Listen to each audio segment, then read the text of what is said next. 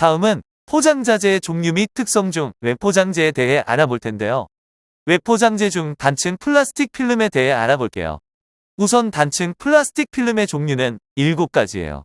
폴리에틸렌의 주요 특징은 수증기 투과성이 낮고 기체 투과성이 높으며 내한성과 열봉합성이 우수해요. 주로 레토르트용과 생육 포장에 이용돼요. 두 번째, 폴리프로필렌은 폴리에틸렌에 비해 기체 및 수증기 투과성은 약간 낮으나 내열성이 좋고 투명성과 표면 광택성이 뛰어나고 경도가 커요. 주로 레토르트용의 봉합면과 랩포장, 수축 포장, 냉동 포장 등에 사용돼요. 다음은 폴리아마이드인데요. 기체 차단성과 기계적 강도, 내열성, 내약품성, 내한성 및 성형이 우수해요. 주로 나일론이라고도 불려요. 다음은 폴리어마비닐인데요. 폴리어마비닐은 연질 폴리어마비닐과 경질 폴리어마비닐로 구분돼요.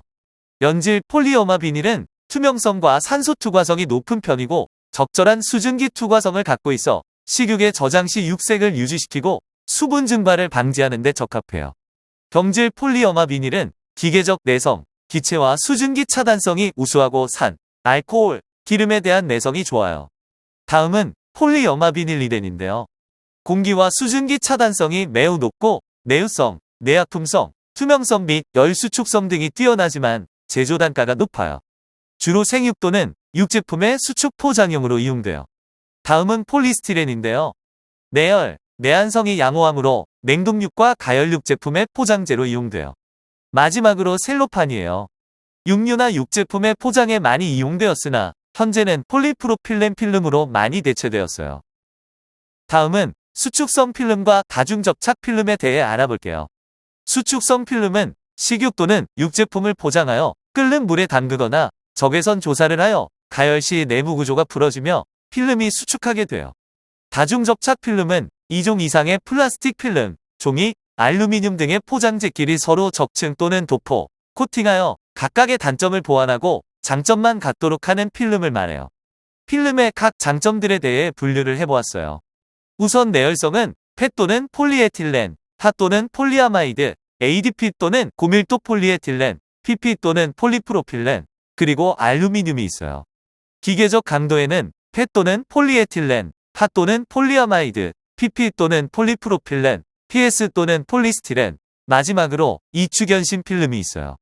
방습성에는 PVDC 또는 폴리어마비닐리덴, ADP 또는 고밀도 폴리에틸렌, LDP 또는 저밀도 폴리에틸렌, PP 또는 폴리프로필렌 그리고 알루미늄이 있어요.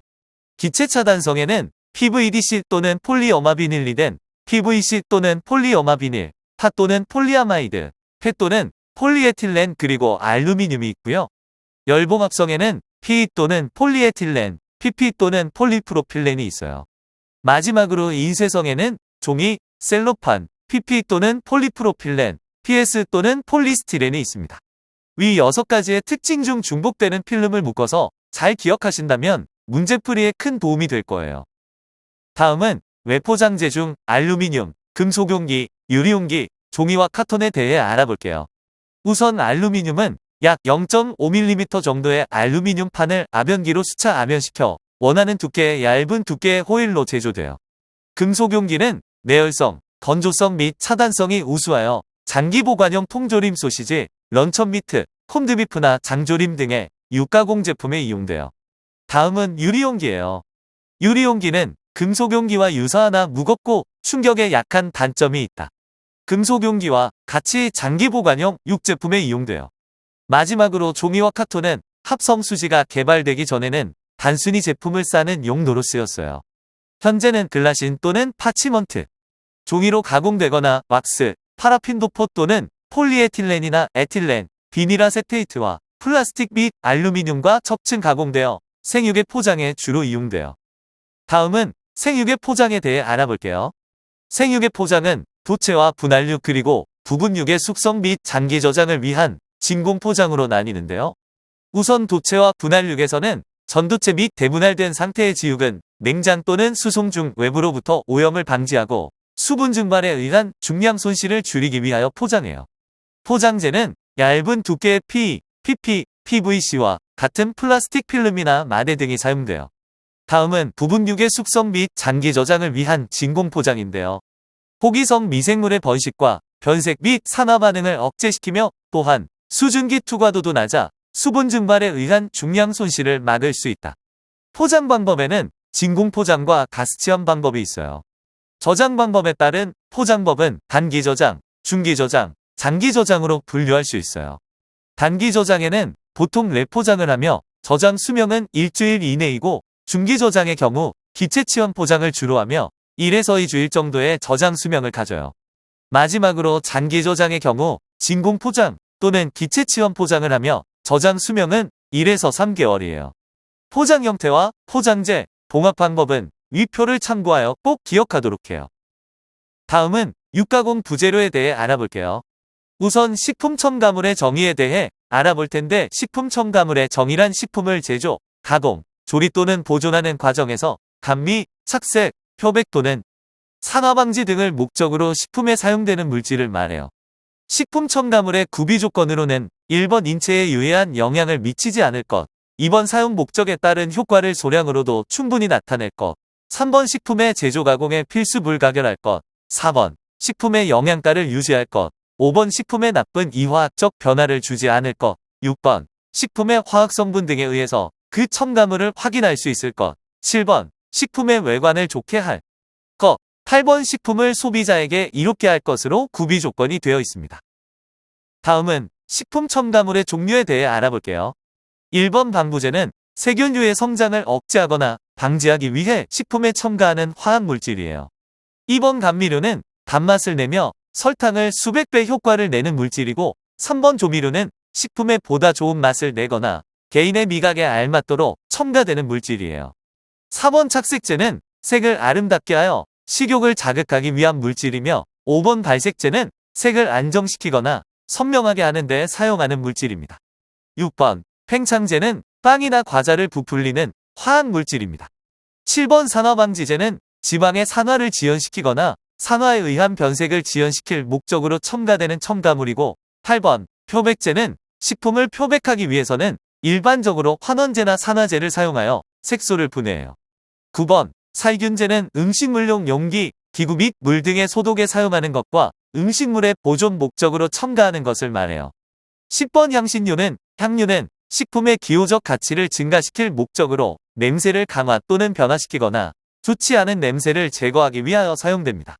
11번 강화제는 식품에 여러 가지 영양소를 첨가하여 부족한 성분을 보충, 식품의 영양을 강화시킨 것을 말하며, 12번 증점제는 식품의 점착성을 증가시키고 유화, 안정성을 좋게 하여 식품 가공에서 가열이나 보존 중 선도를 유지하거나 형체를 보존하기 위해 사용합니다. 마지막 13번 식품 제조용 첨가물은 식품의 제조, 가공 공정에서 가수분해, 중화, 응고, 여과, 흡착 기타 물질 제거를 목적으로 사용됩니다. 위 내용을 전부 외울 필요는 없지만 각 식품 첨가물의 종류 설명에 보면 주로 등장하는 단어와 연관지어 이해를 하면 좋아요. 다음은 육가공 부재료 중 수분, 아질산염, 염지육색 촉진제에 대해 알아볼게요.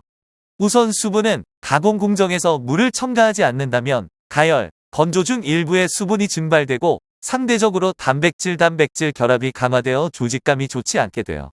또한 가공 중 물을 인위적으로 첨가하면 내용물의 혼합이 쉬워지고 단백질의 용해성이 증대되며 조직이 부드러워져 관능산 품질을 증대시킬 수 있어요. 마지막으로 가공 공정 중에 발생하는 온도 증가를 조절해 주는 역할을 하며 희석에 의한 원료, 혼합물의 점도 증가에 의해 공장에서 기계적인 작업을 용이하게 해줍니다. 다음은 아질산염이에요.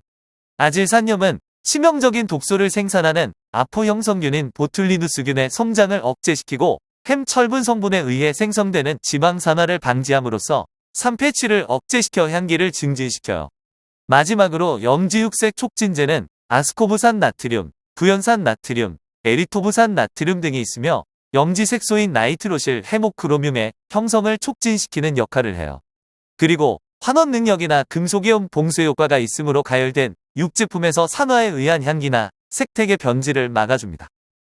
다음은 소금, 인산염, 감미제, 향신료, 증량제 또는 결착 보조제에 대해 알아볼게요.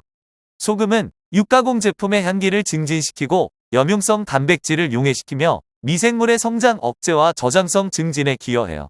인산염은 육 속의 수분이나 첨가된 수분을 유지시키는 작용을 하며 제품의 수분 유실 방지로부터 가공 수율을 증대시키고 조직감을 향상시키며 철, 구리와 같은 금속이온을 봉쇄하는 역할을 하기 때문에 이들에 의해 촉진되는 산패를 막을 수 있어요. 또한 폐하 변화에 의해 미생물의 성장을 억제시켜 저장성 증진시켜요. 다음으로는 감미제인데요. 제품의 맛을 증진시키고 짠맛을 완화시키는 역할과 수분을 잡아주거나 가열에 의해 아미노산과 작용하여 표면색의 갈색화에 기여하기도 해요. 향신료는 제품의 맛과 향기를 증진시키고 색깔을 조절하거나 향미생물 및 향산화 효과가 있어요. 마지막으로 증량제 또는 결착 보조제는 육제품의 주원료인 살코기, 지방 외에 분쇄육 제품 제조에 첨가되는 전분이나 비육 단백질을 말해요. 증량 효과, 유화 안정, 조직감 향상 및 맛 개선 등의 목적으로 첨가돼요. 또한 슬라이스 내용에는 없지만 기타 첨가제로는 보존제, 향산화제, 향기 증진제 등이 있으며 미트마스터 책 114페이지를 참고하시면 돼요. 다음은 식육가공의 개요에 대해 알아볼게요. 식육가공의 정의는 식품을 제조, 가공, 조리 또는 보존하는 과정에서 감미, 착색, 표백 또는 산화방지 등을 목적으로 식품에 사용되는 물질을 말해요. 식육가공의 목적은 첫 번째 저장, 두 번째 간편성과 다양성, 세 번째 부가가치 제고예요. 다음은 가공 육제품의 종류에 대해 알아볼게요. 비분쇄 제품에는 비건조와 건조로 나뉘는데요. 비건조에는 베이컨, 소고기 베이컨, 캐나디언 베이컨, 햄, 파스트라미, 콤드 비프가 있어요. 건조에는 프로슈토와 케포콜로가 있어요. 슬라이스에는 프로슈터로 되어 있는데 오타인이 양해 부탁드려요. 다음은 가공 육제품의 종류 중 분쇄 제품에 대해 알아볼게요. 분쇄 제품에는 소시지 제품과 비소시지 제품으로 나뉘는데요. 소시지 제품에는 유화형 소시지와 조분쇄 소시지가 있어요. 유화형 소시지의 생소시지는 보크브루스트가 있고 가열 소시지는 리머 소시지, 브라운 슈바이거가 있어요. 그리고 가열 은연 소시지에는 볼루냐, 위너, 프랑크푸르트가 있습니다. 다음은 조분쇄 소시지인데요. 조분쇄 소시지 중 생소시지에는 브라트부르스트, 생돈육 소시지가 있으며 비가열 소시지에는 갈바사가 있어요. 그리고 건조 및 반건조 소시지가 있는데요. 건조 소시지는 살라미, 페퍼로니가 있으며 반건조 소시지에는 레바논 볼로냐, 초리조가 있습니다. 다음은 비소시지 제품이에요. 로프류, 햄버거 패티, 제구성육, 헤드치즈, 프레스 햄가 있어요. 다음은 식육가공 제품의 종류에 대해 알아볼게요. 우선 첫 번째 포장육은 판매를 목적으로 식육을 절단하여 포장한 상태로 냉장 또는 냉동한 것으로서 화학적 합성품 등 첨가물 또는 다른 식품을 첨가하지 아니한 것을 말하여 육함량은 100%인 것을 말해요. 양념육은 식육이나 식육가공품의 식품 또는 식품 첨가물을 가하여 양념한 것이거나 식육을 그대로 양념하여 가열 처리한 것이고 육함량은 60% 이상을 말해요. 다음은 분쇄가공육 제품인데요. 분쇄가공육 제품은 식육을 세절 또는 분쇄하여 식품 또는 식품 첨가물을 가한 후 냉장, 냉동한 것이거나 훈연 또는 열 처리한 것으로서 햄버거 패티, 미트볼, 돈가스 등을 말하고 육함량은 50% 이상이 돼야 해요. 마지막으로 건조 저장육은 식육을 그대로 식육 또는 식품 첨가물을 가하여 건조하거나 열 처리하여 건조한 것을 말한다. 수분 함량은 55% 이하의 것이고 육함량은 85% 이상을 말해요. 다음은 햄이에요. 햄은 돼지 뒷다리 부위의 고기를 원료로 염지, 훈연한 것을 말해요. 다음은 햄의 종류와 특징이에요. 레귤러 햄은 돼지 뒷다리를 이용하여 뼈가 있는 상태에서 정형, 훈연, 가열 처리하여 제조된 햄이에요. 뼈를 제거하지 않았기 때문에 본인 햄이라고도 해요. 본니스 햄은 햄 부위를 발골하고 케이싱하여 훈연, 가열 처리한 것으로 롤드 햄이라고도 해요. 로인 햄은 돼지의 허리 등심 부위를 정형하여 염지, 훈연, 가열한 제품이에요. 락스 햄은 로인 햄에 속하지 않는 소형 햄이에요. 가열 햄은 돼지 뒷다리를 발골하여 염지하거나 훈연하지 않고 열 처리한 제품이에요. 프레스 햄과 소시지의 중간적인 제품으로 햄과 베이컨의 잔육이나 적육, 경우에 따라서는 다른 축육의 적육을 잘게 썰어 결착육과 함께 조미료, 향신료를 섞어 압력을 가하여 케이싱에 충전하고 열로 굳혀 제조한 것이에요. 위 햄들의 특징은 필히 아셔야 해요. 꼭 메모해서 기억하도록 해요.